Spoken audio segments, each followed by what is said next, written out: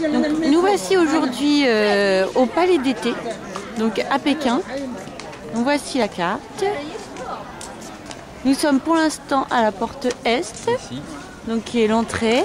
Le Palais d'été a été construit en 1750 par l'empereur Chaolong, qui a été détruit par la suite par les armées franco-anglaises. Merci les compatriotes.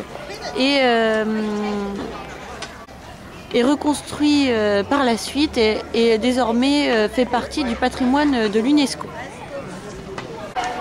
Nous voici devant le palais de la bienveillance et de la longévité,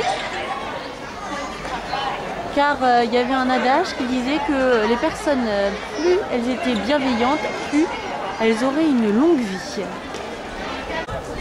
On retrouve sur le toit du pavillon des tuiles sur lequel, sur chacune d'entre elles, est écrit Shou, qui signifie longévité.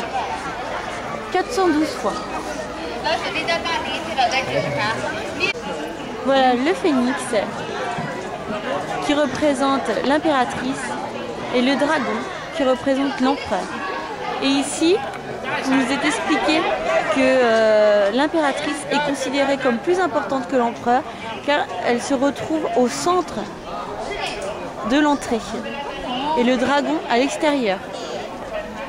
Ce qui est un petit peu particulier car en fait le palais d'été était particulièrement marqué de la présence de l'impératrice Fuji. Donc là on continue d'évoluer dans le palais d'été. On arrive au niveau du lac Kunminggu. Enfin vous le prononcez comme vous voulez. En tout cas, ça s'écrit comme ça. Voici le pavillon Yingyongguan où vivait l'empereur Guangxu.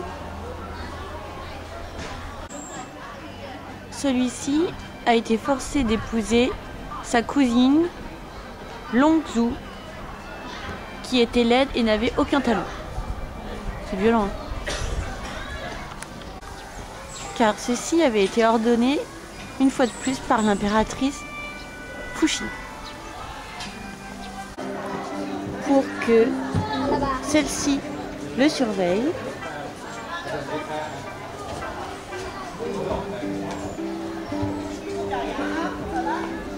Elle deviendra par la suite l'impératrice douairière, elle aussi, à l'époque du dernier empereur Puyi. Et c'est elle qui signera la fin de la dynastie des Qing, qui sera l'entrée de la République de Chine.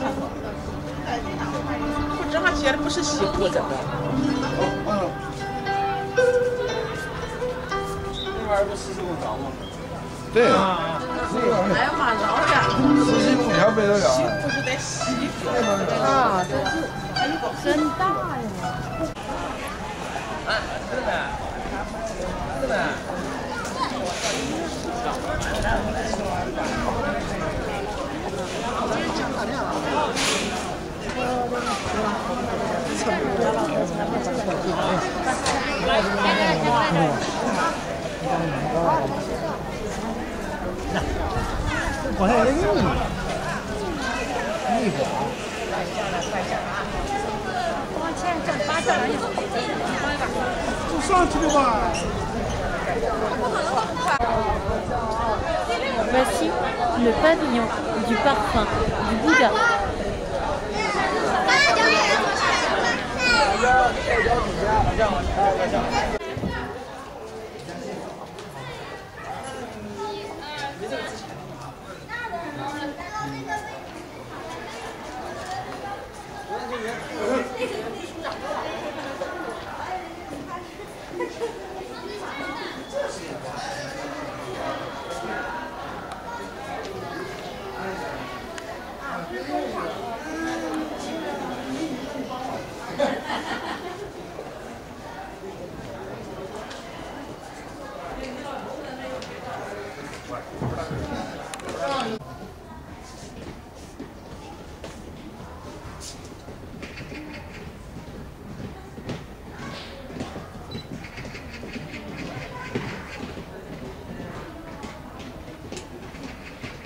Jérôme.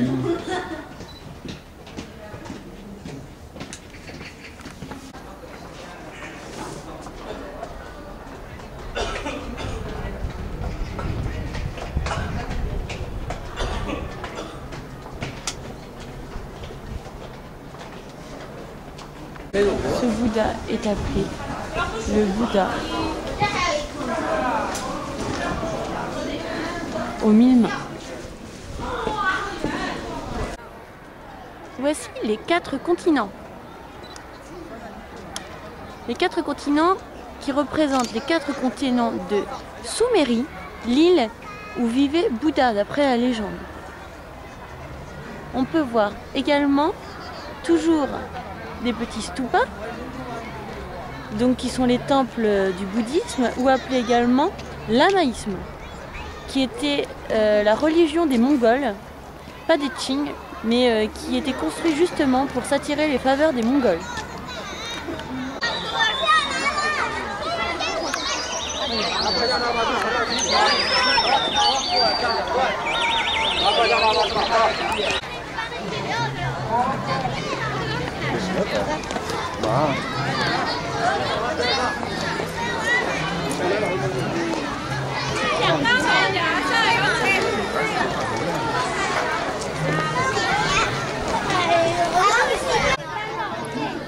La rue de Suzhou a été construite pour faire des petits commerces, pour créer le sentiment d'être comme dans la vie quotidienne des Chinois, parce que les concubines s'ennuyaient au palais d'été.